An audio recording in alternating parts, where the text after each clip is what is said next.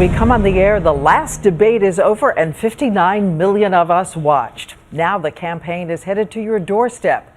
President Obama and Governor Mitt Romney powering across this country. Romney will hit 5 states in 48 hours. Obama will travel to 7. And this razor-thin race got even closer. Every night we're going to bring you a brand new ABC News Washington Post poll. And tonight the candidates are separated. Look at this. Just 0.07%. That's about 91,000 people out of an estimated 140 million voters in this country. 14 days to go. It's your voice, your vote. And ABC's David Muir is in the middle of the action in the swing state of Colorado. David. Diane, good evening from the Rockies tonight. I got to tell you, it did not take long for both candidates to race out after that final debate last night.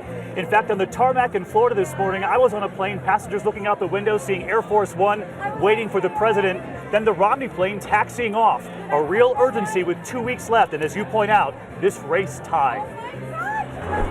It's the mad dash to the finish line, the president and Mitt Romney with their final arguments. I am fired up right now. We want you to start voting right now. Both candidates crisscrossing the country. The president a rally in Florida this morning, then flying to Ohio. Tomorrow, Iowa, Colorado, Nevada. Then sleeping on Air Force One as it flies back to Florida Thursday. Then Virginia, Chicago to cast his vote early, and then Ohio all over again.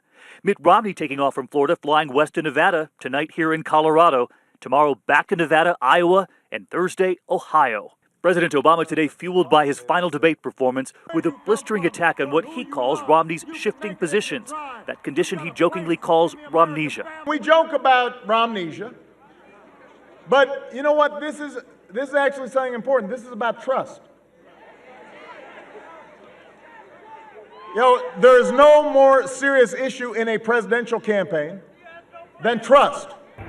Mitt Romney in a race to the finish, too, looking to build on that continued momentum from the first debate, firing back at the president. He's been reduced to trying to defend characters on Sesame Street and word games of various kinds and then misfired attacks after one another. You know, the truth is that attacks on me are not an agenda.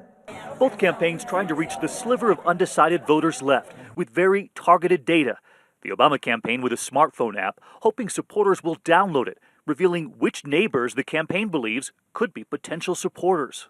In fact, as we stand right here in this Denver neighborhood, on that Obama application that we've downloaded, you can see that in this neighborhood alone, there are 12 flags, 12 doors they hope supporters will knock on. So we decided to test the first name on the list. So you're Lawrence. You're 75 years old? I go by Larry, yeah. You go by Larry? Uh-huh. Well, the application's got it right. Has anyone? Larry told us he has no problem. His name is on the list, but he says it doesn't matter. He voted early. Both campaigns going high-tech this year. In fact, the Romney campaign says they've knocked on more than 9 million doors, made 3 times more the phone calls that the McCain campaign made at this point 4 years ago. And Diane, I've got to add one more state to the list for the president. He's adding California to that list. He's going to take Jay Leno tomorrow and a town hall on MTV trying to reach young voters who were so revved up 4 years ago as they race to the finish here, Diane. Non-stop to the finish. Thank you, David.